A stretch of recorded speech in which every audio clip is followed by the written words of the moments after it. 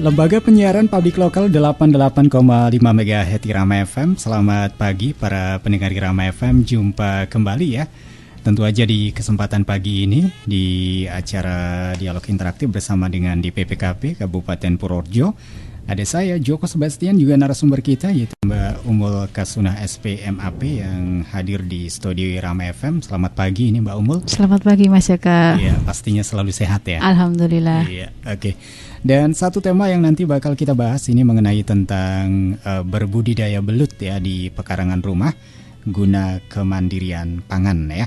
Dan buat para pendengar Irama FM yang nanti ingin beratensi atau berinteraksi dapat beratensi di 081392696815 ya.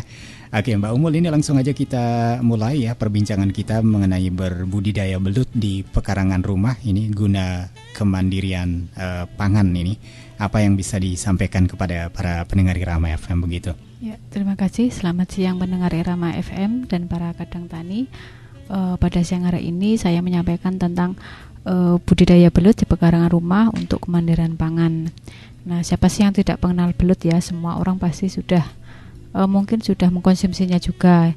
Yeah. Ada yang suka, mungkin ada yang tidak suka. Nah, belut ini memang menu yang satu ini sudah populer disajikan sebagai lauk hewani dengan berbagai sajian bumbu, mungkin dibakar atau digoreng, bahkan sekarang di lesehan-lesehan ini juga sudah banyak menyediakan belut ini. Memang tidak kalah dengan ikan maupun ayam, bahkan daging. Nah, belut ini memang memiliki tempat tersendiri bagi mereka yang menyukainya atau sebagai penggemarnya. Bahkan di Jepang ini sangat terkenal sekali belut ini disajikan sebagai olahan masakan ala Jepang di restoran-restoran kelas atas. Ini sudah banyak menyajikan menu belut. Untuk sedangkan di desa sendiri biasanya disajikan sebagai menu lalapan dengan cara dibakar maupun digoreng. Kemudian untuk budidaya belut di pekarangan rumah, memang lahan sempit atau pekarangan rumah yang sempit kadang menjadi kendala bagi mereka yang ingin berbudidaya. Namun sekarang dengan adanya kemajuan teknologi, ilmu pengetahuan baik di sektor pertanian, peternakan maupun di perkebunan, ternyata kondisi lahan sempit ini sudah tidak begitu menjadi kendala karena kita sudah bisa memanfaatkan lahan yang sempit itu dengan metode-metode yang bisa dimanfaatkan, yaitu dengan budidaya belut menggunakan drum atau menggunakan kolam yang kecil, tapi ini bisa bermanfaat sehingga bagi Anda yang memiliki lahan yang sempit jadi bisa memanfaatkan budidaya belut ini. Dulu pada waktu tahun 98 ketika ada krisis moneter, banyak orang yang kena PHK. Nah, ini banyak sekali orang yang memanfaatkan budidaya belut ini untuk mereka mencari nafkah atau mencari uang karena memang sudah di PHK jadi tidak memiliki pekerjaan. Mereka semuanya beralih ke budidaya belut dan dulu sempat booming sehingga harga belut menjadi turun karena memang pasokannya sangat banyak, sehingga dan mereka juga karena memang dari pekerjaan di PHK terus jadi pengalaman untuk mengelola belut atau budidaya belut ini masih kurang, sehingga untuk itu banyak yang gulung tikar karena memang pasokannya banyak, sehingga untuk pemasarannya juga tidak begitu bisa, sehingga mereka akhirnya gulung tikar. Hal ini juga sama ketika ini corona ini juga karena adanya social distancing ini banyak di kota-kota besar, bahkan itu PHK sudah banyak sekali ya, pabrik-pabrik sudah mulai tutup sehingga mereka banyak yang kehilangan pekerjaan. Oleh karena itu budidaya belut ini bisa dimanfaatkan bagi mereka yang mungkin kehilangan pekerjaan karena corona. Ini bisa manfaatkan rumah di pekarangan rumah, bisa untuk budidaya belut ini di pekarangan bisa menggunakan drum atau menggunakan kolam terpal, jadi pekarangan kecil pun atau yang sempit pun bisa dimanfaatkan untuk usaha Anda, karena memang belut ini juga harganya juga lumayan tinggi dan permintaannya juga masih sangat banyak, sehingga sangat bagus sebagai alternatif untuk usaha Anda. Iya, itu tadi ya, bagaimana berbudidaya belut di pekarangan rumah ini bisa dimanfaatkan sebagai alternatif usaha ataupun untuk menambah gizi begitu ya bagi keluarga ya Mbak Umul ya. Iya. Oke, dan buat para pendengar Irama FM mungkin yang baru saja menyatu di sini di 88,5 MHz Irama FM, diucapkan selamat pagi ya, selamat bergabung. Dan satu tema yang kita bahas di kesempatan hari ini adalah berbudidaya belut di pekarangan rumah. Nah ini Mbak Umul, kalau bicara tentang belut ya, mungkin semua orang atau rata-rata sebagian besar sudah tahu tentang hewan yang satu ini. Tapi mungkin bisa disampaikan tentang bagaimana sebenarnya morfologi dari belut ini. Apakah termasuk dalam jenis ikan atau malah ada yang mengatakan hidup di dua alam begitu? Iya, memang kalau belut itu hampir mirip seperti ular ya, bentuknya panjang, licin. Kadang memang ada yang menyebutnya sebagai ikan karena dia bisa hidup di dua tempat, bisa di lumpur dan bisa di air. Di air itu oleh sebabnya bisa dinamakan sebagai termasuk jenis ikan. Untuk morfologinya, belut ini tidak memiliki sirip seperti ikan, sehingga kadang juga disebut tidak termasuk dalam jenis ikan karena memang tidak bersirip. Untuk hampir tertutup, mata kecilnya ini tertutup oleh kulit, kemudian giginya kecil runcing membentuk kerucut. Kemudian untuk media hidupnya dari kecil sampai dewasa, bahkan sampai bertelur, ini hidup di air tawar yang berlumpur. Dapat juga ditemukan di sungai-sungai atau di rawa-rawa yang berair tawar. Kemudian untuk belut ini mempunyai ciri khas kelamin yaitu hermaprodit atau bisa berubah-ubah. Kemudian belut ini juga seperti ikan lele yang mempunyai alat pernafasan tambahan yang berfungsi untuk mengambil oksigen dari permukaan air. Untuk alat pernafasan tambahan ini berupa kulit tipis yang penuh dengan lendir, kemudian yang biasanya terdapat pada rongga mulut. Di samping itu juga belut juga dilengkapi dengan insang seperti pada ikan lainnya. Oleh karena itu kadang orang menyebutnya belut ini masuk dalam jenis ikan karena bisa hidup di air, juga bernapas juga dengan menggunakan insang, sehingga banyaknya menyebut sebagai ikan. Iya, itu ya morfologi dari hewan belut yang kita bahas di kesempatan hari ini, yaitu berbudidaya belut di pekarangan rumah. Nah ini Mbak Umul, kalau masa-masa setelah panen seperti ini biasanya banyak orang begitu ya yang mencari belut di sawah ya. Nah ini kalau kita bicara tentang untuk cara hidupnya ini seperti apa? Karena belut ini lebih sering ya ditemukan di lumpur ini dibandingkan di air begitu. Memang untuk belut sawah biasanya memang ditemukan di lumpur karena memang tempat hidupnya untuk melindungi tubuhnya, karena belut ini memiliki tubuh yang licin, tidak bersisik, sehingga mudah terkena sedikit gesekan saja ini akan terluka. Oleh karena itu belut lebih suka hidup di dalam lumpur untuk melindungi tubuhnya. Biasanya dalam belut itu dilindungi oleh cairan lendir seperti minyak goreng yang berguna untuk menjaga kestabilan tubuhnya. Kemudian belut ini dalam mencari mangsa atau makanan biasanya menunggu di depan ujung lubang yang biasanya dijadikan tempat untuk mengintai, karena memang belut ini sifatnya pasif, sehingga kalau mencari makan itu hanya mengintip saja. Kalau ada makanan ya dimakan, kalau enggak ya juga enggak. Untuk biasanya kalau belut itu keluar dari sarangnya atau dari lumpur itu biasanya kalau sudah terlalu lapar sekali sehingga mereka aktif untuk mencari makan keluar. Tapi kalau masih kenyang, dia tidak akan pernah muncul ke permukaan, tetapi akan berlindung terus di dalam lumpur karena memang belut ini bersifat pasif. Kemudian untuk belut ini biasanya keluar ketika tidak ada cahaya, misalnya pada malam hari. Tapi kalau malam hari itu terjadi bulan purnama, juga belut itu jarang keluar karena memang dia tidak suka cahaya, sehingga banyak orang yang nyuluh atau nyari belut itu pada malam hari karena memang belut itu keluarnya pada malam hari dan dia tidak menyukai pada waktu siang karena panas, karena tubuhnya tidak terlalu kuat, sehingga kalau terlalu kena panas itu tidak bagus untuk tubuhnya, sehingga dia akan bersembunyi di dalam lumpur. Iya, oke, itu tadi ya bagaimana kehidupan belut ini yang ditemukan di sawah, apalagi setelah panen ya, biasanya banyak sekali ini orang yang mencari belut begitu ya. Nah Mbak Umul, ini sebenarnya ada berapa jenis belut yang bisa disampaikan kepada para pendengar Irama FM ini, mungkin yang bisa dikonsumsi atau mungkin ada justru yang sebaliknya berbahaya untuk dikonsumsi begitu? Iya, untuk belut ini pada dasarnya hampir sama, cuma bedanya cuma di habitatnya saja. Yang pertama itu ada yang belut Jawa. Nah, ini belut Jawa yang biasanya memang paling populer yang banyak juga dicari. Biasanya dicari pada malam hari atau nyuluh. Nah, jenis belut Jawa ini memang cocok untuk digunakan sebagai belut budidaya untuk dikembangbiakan.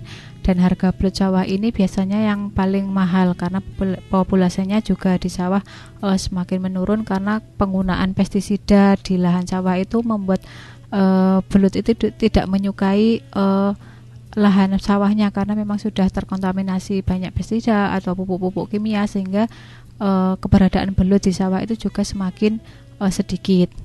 Kemudian ada juga belut rawa. Nah, rawa ini merupakan salah satu habitat hidup yang disukai belut karena memang belut ini menyukai kehidupan yang di lumpur. Rawa merupakan kombinasi dari genangan air dan juga lumpur sehingga cocok sekali untuk tempat tinggal belut. Ada juga belut sungai. Nah, belut sungai ini banyak dijumpai di daerah muara sehingga banyak juga yang menyebutnya sebagai belut muara. Kemampuan hidup dalam air ini juga merupakan salah satu alasan kenapa mereka disebut ikan.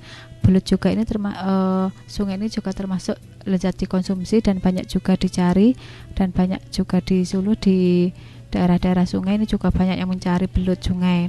Kemudian sidat. Nah, sidat ini merupakan jenis ikan yang bentuknya mirip belut dengan ukuran yang sangat besar, hampir ukuran, ada juga yang bisa sampai ukuran manusia. Anak kecil itu ada. Sidat yang paling besar.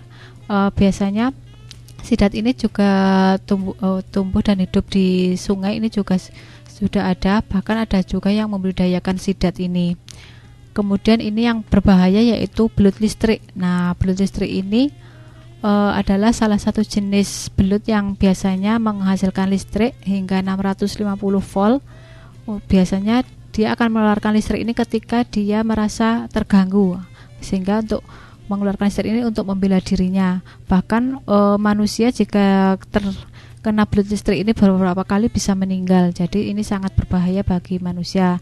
Tetapi belut listrik ini sebagian besar berada di perairan sungai Amazon dan Orinoco di Amerika Selatan, sehingga di Indonesia mungkin keberadaan ini juga masih mungkin jarang, tetapi ini di sungai-sungai Amazon ini banyak sekali terdapat belut listrik ini sehingga berbahaya untuk manusia. Iya, itu tadi ya, ada beberapa jenis belut yang dikenal dan ada yang bisa dibudidayakan, tetapi ada yang berbahaya juga.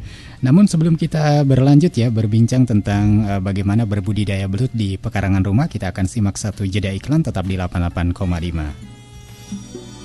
Kesehatan adalah tanggung jawab kita bersama.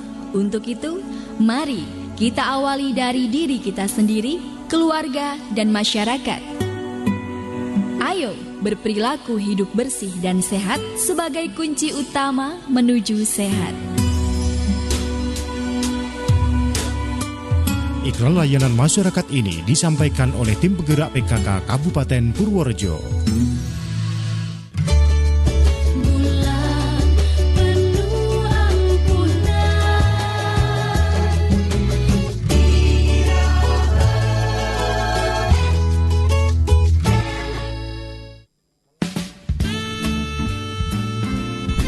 Lembaga Penyiaran Publik Lokal 88,5 MHz Irama FM. Para pendengar Irama FM, kembali dilanjut ya tentang bagaimana berbudidaya belut ya di pekarangan rumah bersama dengan DPPKP Kabupaten Purworejo, dan narasumber kita ada Mbak Umul Kasuna SPMAP dan saya Joko Sebastian yang masih jadi teman Anda sampai nanti tepat jam 11 siang ya.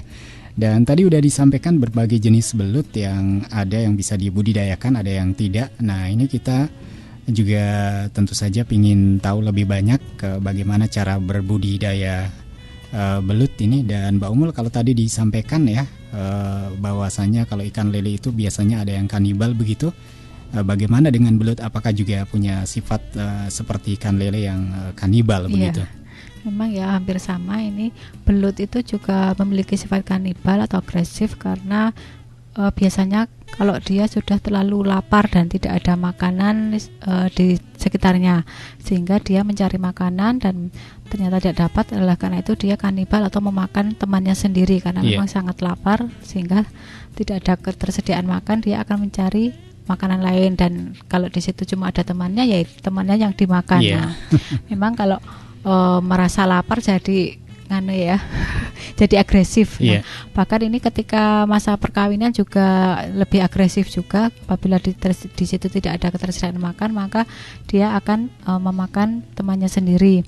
Sebenarnya belut ini juga bersifat pasif, hanya berdiam diri saja di dalam lubang tempat tinggalnya. Kalau perutnya merasa kenyang dan kalau di sekitar tempat tinggalnya banyak makanan, biasanya belut hanya mengintip saja. Nah, nanti kalau sudah lapar dia baru keluar. Tapi kalau di situ tidak ada makanan, dia akan mencari lebih agresif keluar dari persembunyiannya. Apabila tidak ada makanan, ya dia akan makan teman sejenisnya atau teman yang lebih kecil darinya, atau mungkin juga bisa saja anaknya dimakan sendiri oleh induknya. Jadi dia kanibal dengan siapa saja. Iya, itu tadi ya, bagaimana belut juga punya sifat kanibal seperti halnya ikan lele ya. Dan pokoknya buat para pendengar Rama FM yang baru saja menyatu di sini di 88,5 MHz di Rama FM, diucapkan selamat pagi, selamat bergabung aja. Dan satu tema yang kita bahas adalah bagaimana berbudidaya belut di pekarangan rumah. Nah, ini Mbak Umul, kalau tadi sudah disampaikan tentang sifat kanibal dari belut ini. Nah, bagaimana cara untuk mengetahui ya perkembangbiakan belut ini seperti apa, sehingga ketika nanti kita berbudidaya ini bisa lebih gampang dan lebih berhasil lah, begitu. Untuk cara perkembangbiakannya, ini keunikan dari belut, ternyata belut itu memiliki sifat hermaprodit, yaitu mengalami masa hidup sebagai betina pada awalnya, kemudian dia bisa berubah menjadi jantan. Pada saat terjadi pergantian kelamin dari betina ke jantan dikatakan sebagai masa transisi. Nah, karena pada saat itu terdapat dua macam kelamin pada satu individu. Secara biologis, hermaprodit ini sebutan bagi ikan yang di dalam tubuhnya mempunyai kelenjar dua kelamin, yaitu kelamin jantan dan kelamin betina. Ketika belut masih muda, gunanya mempunyai testis atau jantan dan ovarium, yaitu sel telur pada betina. Setelah jaringan ovariumnya bertelur, mengeluarkan telur, selanjutnya ini berubah transisi menjadi jantan karena ovariumnya mulai mengecil, kemudian yang berkembang yaitu testisnya sehingga berubah menjadi jantan.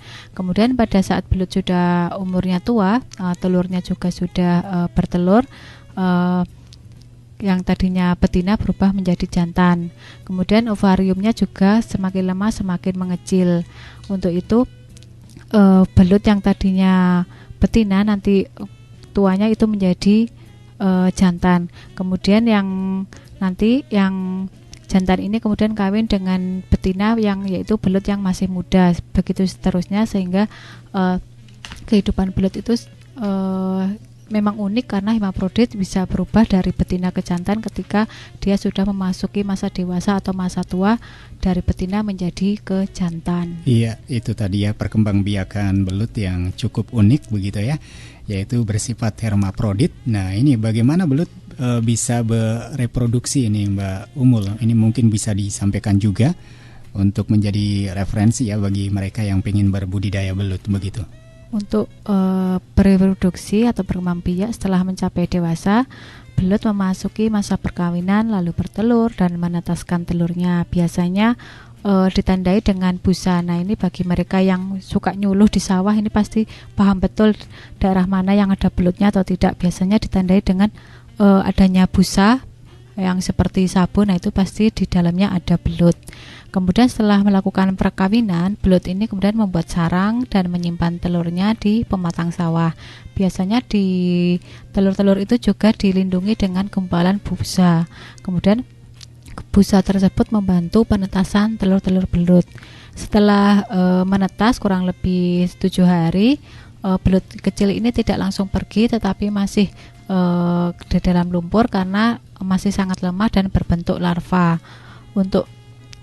Kemudian setelah anak-anak belut ini keluar dari sarangnya kurang lebih 2 minggu, ini pematang sawah ini bisa menjadi tempat perkembangbiakan yang baik untuk belut atau pembesaran belut yang tadi dari menetas kemudian menjadi larva, kemudian menjadi anak-anak belut. Ini biasanya pematang sawah yang banyak lumpurnya ini bagus sekali untuk pertumbuhannya.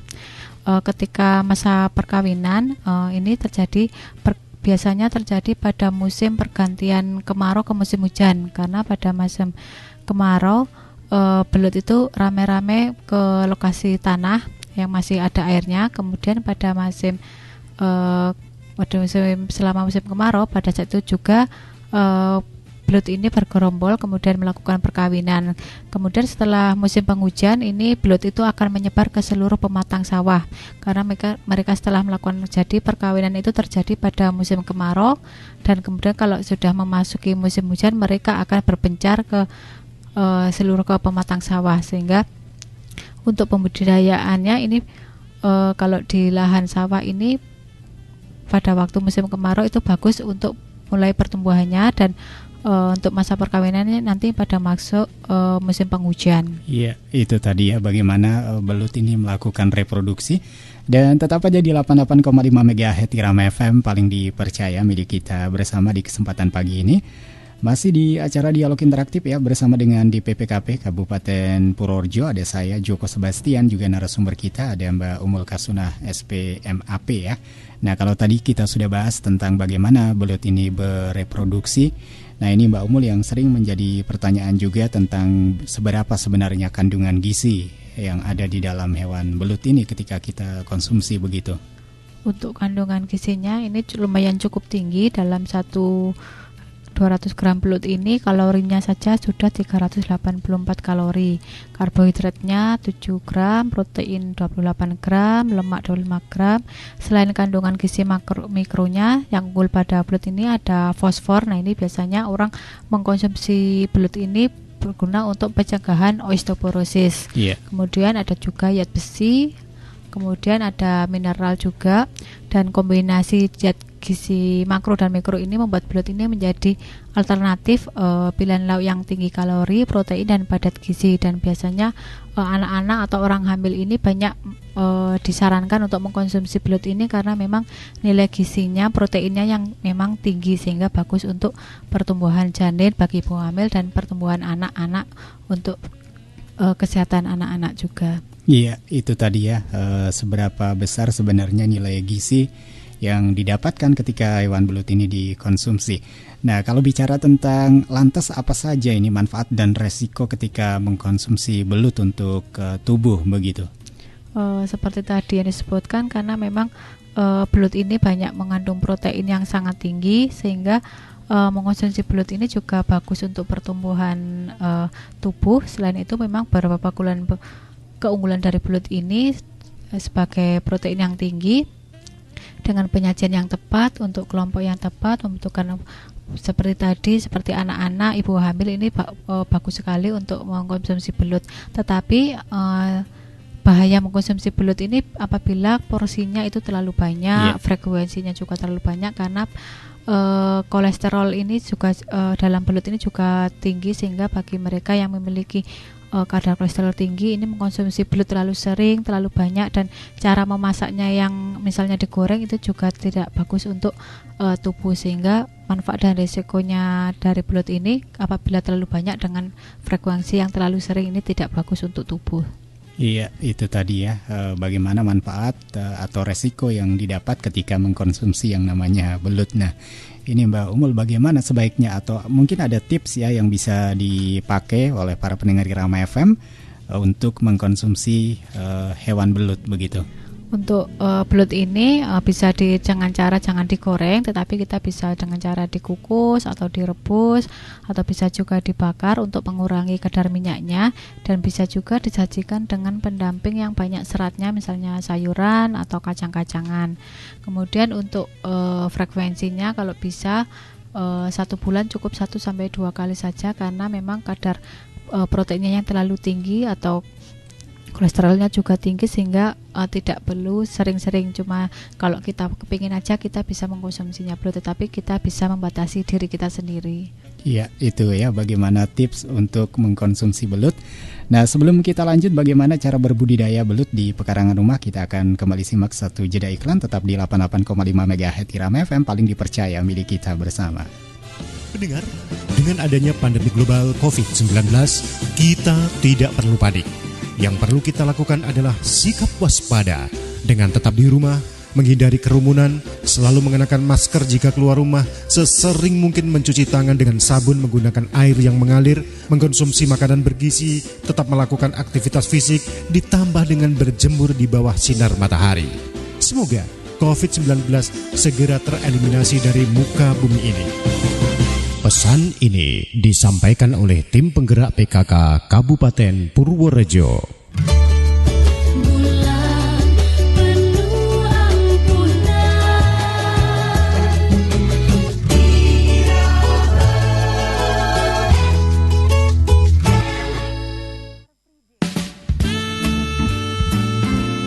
88,5 MHz Irama FM paling dipercaya milik kita bersama para pendengar Irama FM. Kembali dilanjut ya perbincangan kita tentang bagaimana berbudidaya belut di pekarangan rumah. Ada saya Joko Sebastian, juga narasumber kita dari DPPKP Kabupaten Purworejo, ada Mbak Umul Kasuna SPMAP. Kalau tadi udah disampaikan tentang bagaimana kandungan gizi, kemudian bahaya dan juga manfaat dari mengkonsumsi belut ini, mungkin yang menjadi inti dari tema kita ini Mbak Umul, bagi mereka yang tertarik ya untuk berbudidaya belut di pekarangan rumah, apa saja yang perlu disiapkan begitu? Sebenarnya untuk budidaya belut ini mudah untuk dilakukan, modalnya juga tidak terlalu besar, yang penting yaitu medianya, pakan dan pengaturan airnya.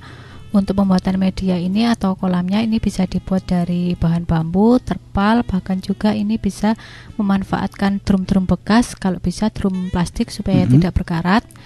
Kemudian untuk pemilihan lokasinya kalau bisa jangan terkena sinar matahari langsung atau di bawah naungan atau disiasati dengan pemberian peneduh. Apabila lahannya cukup luas atau drumnya juga banyak, ini bisa membuat 3 kolam sekaligus, yaitu kolam deder, kemudian kolam untuk remaja, kemudian kolam untuk pembesaran. Untuk suhu optimal ini belut ini menyukai suhu kurang lebih 25 sampai 31 derajat Celcius. Kemudian kondisi airnya untuk benih biasanya diusahakan bersih dan kaya oksigen. Sedangkan untuk belut dewasa ini biasanya lebih bisa dalam air keruh.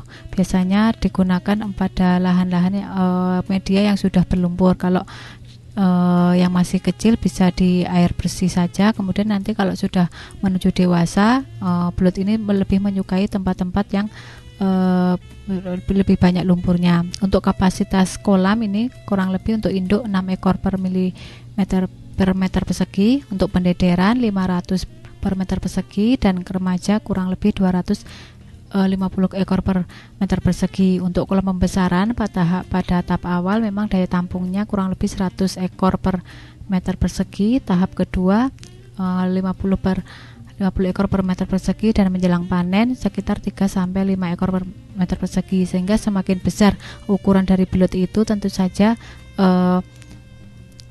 banyaknya belut juga semakin sedikit, karena memang ruang geraknya juga belut memerlukan ruang gerak yang cukup luas, sehingga semakin besar nanti kolamnya juga lebih besar atau bisa dipindahkan ke tempat lain. Iya, itu tadi ya persiapan yang harus dilakukan ketika ingin berbudidaya belut. Nah ini kalau bicara tentang media Mbak Umul, media apa yang sebenarnya paling cocok kemudian paling tepat begitu untuk berbudidaya belut ini?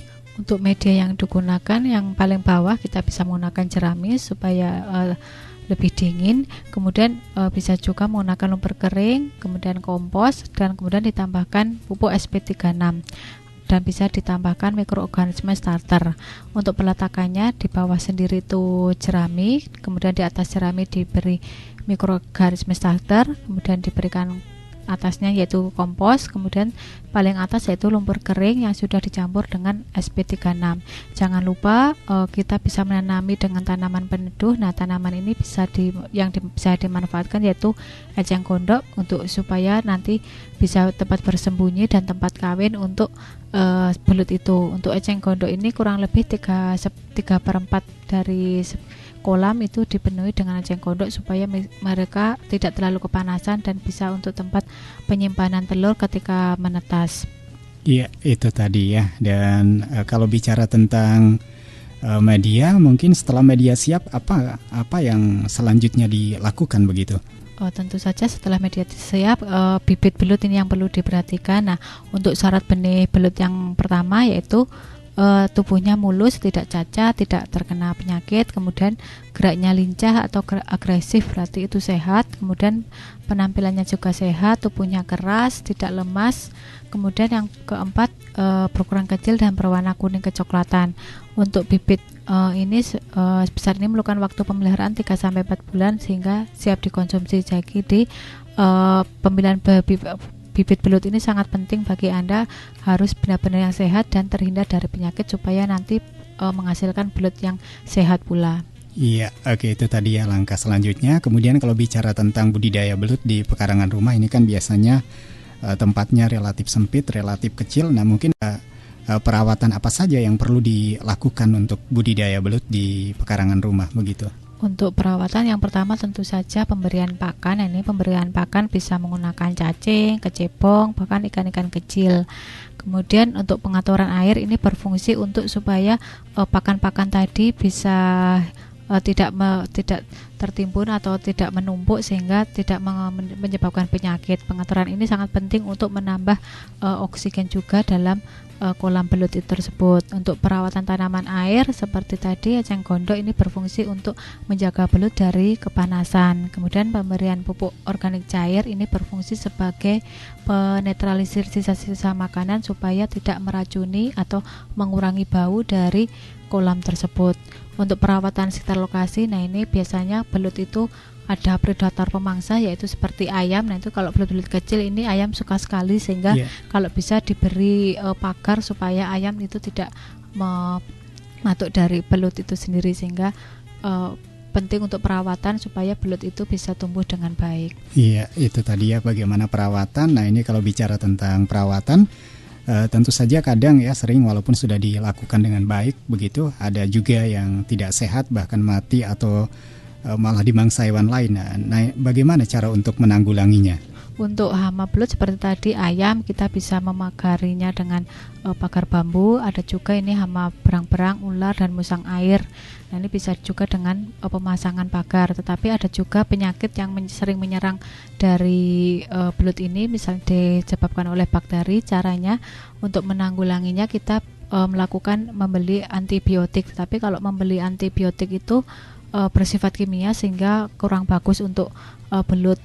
Oleh karena itu kita bisa memanfaatkan gedebok atau batang pisang yang sudah mengalami pembusukan, kemudian kita masukkan ke dalam kolam. Nah, gedebok pisang ini dipercaya menjadi antibiotik alami bagi belut sehingga bisa bakteri-bakteri tadi bisa mati oleh antiseptik tersebut, sehingga kalau bisa kita tidak memanfaatkan obat-obat kimia, tetapi kita memanfaatkan bahan-bahan alami supaya belut itu juga sehat dan rasanya juga lebih enak. Iya, itu tadi ya bagaimana cara mengatasi kematian ketika berbudidaya belut begitu. Nah ini mungkin yang terakhir Mbak Ummul, kapan belut bisa dipanen dan mungkin juga sekaligus ini pesan bagi para pendengar Rama FM mungkin yang tertarik untuk berbudidaya belut, apa yang bisa disampaikan?